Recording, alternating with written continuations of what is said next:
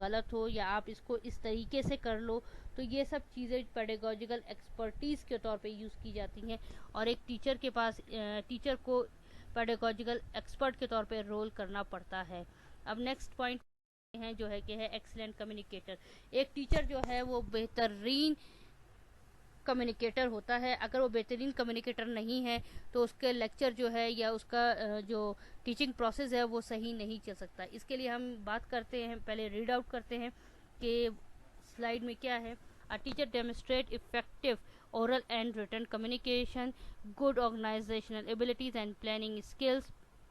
He or she help student learn to use effective communication skills, utilize teaching tools appropriate and effectively. ये सब तभी possible है जब आप जो है आप अच्छे कम्युनिकेटर हो, चाहे फिर आप वो लिख कर रहे हैं, चाहे आप वो बता कर ओरल कर रहे हैं। तो ये सब चीज़ें कम्युनिकेट करने से होती है। कम्युनिकेशन ही दो इंसानों के दरमियान कनेक्शन को बनाता है। जब आप किसी से कम्युनिकेट करते हो तो पहले तो आप उससे इंटरेक्ट करते हो, और दूसरी बात जब आप उससे ज़्यादा कम्युनिकेट करने लगते हो तो आप उससे पॉजिटिवली या नेगेटिवली वाइब्स लेके उसको जज करने लगते हो। तो यही तरीकाकार हमारी टीचिंग में भी होता है। जब आप बच्चों से इंटरेक्ट करते हैं तो पहले तो आपका इंट्रोडक्शन हो जाता है, जब आप फर्दर उनको स्टडीज़ करवाते हैं ये तो बच्चा आपके नेचर को और आप बच्चे के नेचर को समझने लगते हैं। तो एक कम्युनिकेशन बहुत ज़रूरी अमल है किसी भी टीचिंग प्रोसेस में। जैसे कि अगर आप डेफ और डेम स्टूडेंट्स के बारे में सोचें तो वो बोलते नहीं हैं लेकिन वो कम्युनिकेट करते हैं।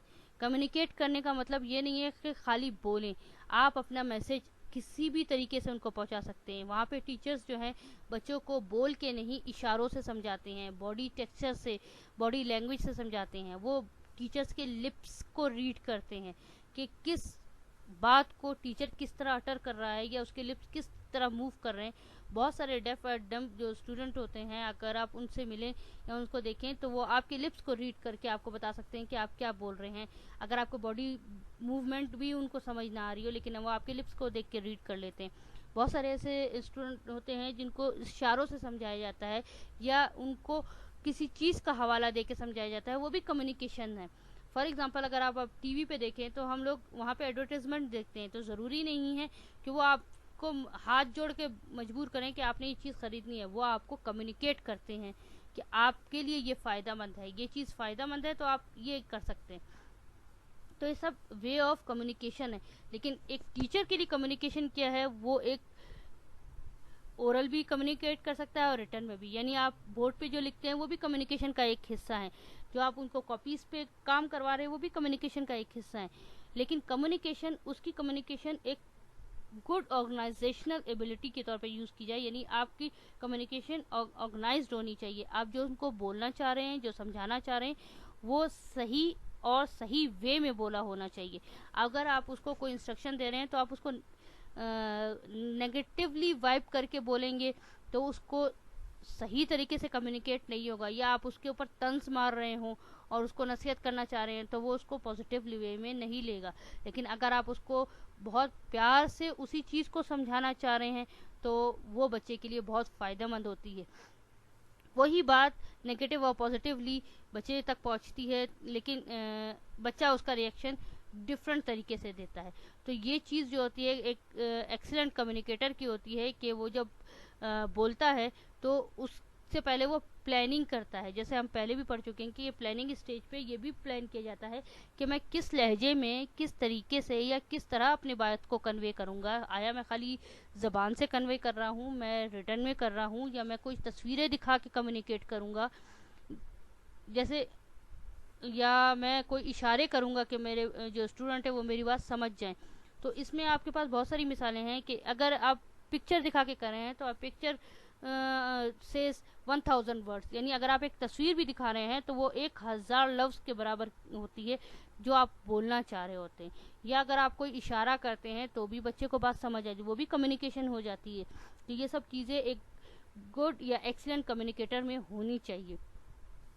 और इसी चीज़ों में आप टीचिंग टूल्स को यूज़ करते हुए कम्युनिकेट करेंगे तो और भी ज़्यादा। बहुत सारे एविएड यूज़ किए जाते हैं कम्युनिकेट करने के लिए, ऑडियो विजुअल क्लिप्स दिखाए जाते हैं कम्युनिकेट करने के लिए। टीचर नहीं बोल रहा होता, लेकिन वो खाली ऑडियो क्लिप सुनवाता है और बच्चों को बात समझ आ जाती है कि किस तरीके से प्रोनाउंस करना है, किस तरीके से बोलना है, कहाँ पे आपने पॉज लेना है। तो ये सब चीज़ें जो हैं वो सिखाई जाती हैं और ये सब कम्युनिकेशन के ही पार्ट्स हैं। अब हम चलते हैं अगली रोल टीचर अपनी क्लासरूम में अदा करता है, वो है स्टूडेंट सेंटर मेंटोर होना चाहिए।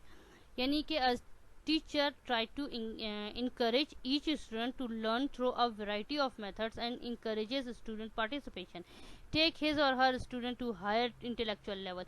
यानी टीचर जो है सिर्फ स्टूडेंट सेंटर पॉइंट से ही सोचेगा। जैसे अगर आप कर रहे हैं तो आपने बच्चे को रीडिंग भी करवानी है, एक उसका यानी उसका जो डायमेंशंस हैं उसका फोकल पॉइंट जो होना चाहिए वो सिर्फ और सिर्फ स्टूडेंट होना चाहिए। उसकी उस फोकल पॉइंट के तमाम डायमेंशंस के ऊपर घूम के टीचर को टीचिंग करनी पड़ती है। जैसे अगर मैं कोई चीज़ सिखाना चाह रही हूँ तो पहले मैं रीडिंग करवाऊंगी, ये एक डायमेंशन हो गई। दूसरा फिर मैं उसको राइटिंग करवाऊंगी, वो दूसरी डायमेंशन हो जाती है। इसी तरीके से अगर हम लोग किसी बच्चे को टाइम के बारे में समझा रहे हैं, फॉर एग्जाम्पल मैं टाइम पढ़ा रहा हूँ, तो मैं मैथमेटिक्स के लिहाज से टाइम को एक्सप्लेन करूँगा कि आप घड़ी ऐसे देख सकते हैं। आपके पास घड़ी दो तरह की होती है, एनालॉग होती है, डिजिटल होती है। आप घड़ी में इस तरह टाइम देखते हैं, घड़ी की सुइयों की पहचान करवा देते हैं। फिर ये बताते हैं कि तमाम दुनिया में एक वक्त में एक जैसा टाइम नहीं है, तमाम दुनिया में हर जगह पे minute by minute time change हो रहा है और टाइम चेंज होता रहता है। कहीं पे रात होती है, कहीं पे दिन होता है। इसी चीज़ को अगर मैं रिलेट करना चाहूँ तो सेंटर मेरा स्टूडेंट ही होता है, लेकिन मैं सब्जेक्ट को चेंज कर देती हूँ कि अगर आप इसी को डिफरेंट तरीके से देखें, इस्लामिक वे से देखें, तो हम उसमें नमाज की पाबंदी का जिक्र कर देते हैं कि अगर आप देखें तो टाइम इतना इम्पोर्टेंट है कि आप नमाज की पाबंदी करते हो, नमाज वक्त पे पढ़ी जाती है वरना वो कज़ा हो जाती है, ये समझाया जाता है। अगर मैं सोशल स्टडी के हिसाब से बात करूं तो मुझे ज्योग्राफिकल एरिया समझाने पड़ेंगे, मुझे वर्ल्ड मैप बताना पड़ेगा कि इस तरीके से हमने वर्ल्ड को डिवाइड किया हुआ है, इस तरीके से हमारे लैंटीट्यूड और अल्टीट्यूड्स हैं जिसपे हमने टाइम फिक्स किया और इसी हिसाब से हमारा टाइम जो है वो डिफरेंट होता है। यानी इंडिया पाकिस्तान का टाइम डिफरेंट है, पाकिस्तान और अफगानिस्तान का टाइम डिफरेंट है, अफगानिस्तान ईरान का टाइम डिफरेंट है। तो ये जो है इंचेस के हिसाब से टाइम जो है वो डिफरेंट हो रहा है। तो ये सोशल स्टडी के हिसाब से जगह यानी टॉपिक एक है, लेकिन हम बच्चे को मुख्तलिफ तरीके से उसको समझा देते हैं और उसका इंटेलेक्चुअल लेवल जो है वो बढ़ जाता है कि वो उस पॉइंट को हर तरीके से सोचता है, सिर्फ एक तरीके से नहीं सोचता। और मेन टारगेट हमारा बच्चा होता है और एक टॉपिक होता है कि हम जो सोच रहे हैं हम बच्चे को सिखाना चाह रहे हैं, हमारे बच्चे को टाइम के बारे में पता चल जाए कि टाइम को अगर हम इस्लामिक वे से देखते हैं तो क्या है, हम टाइम को मैथमेटिकली वे से देखेंगे तो टाइम किस तरह दिखता है, टाइम को हम अगर सोशल वे से देखेंगे तो कैसे हम टाइम को मेजर या कंसिडर करेंगे। ठीक है, नेक्स्ट जो रोल है वो जो टीचर क्लास में करता है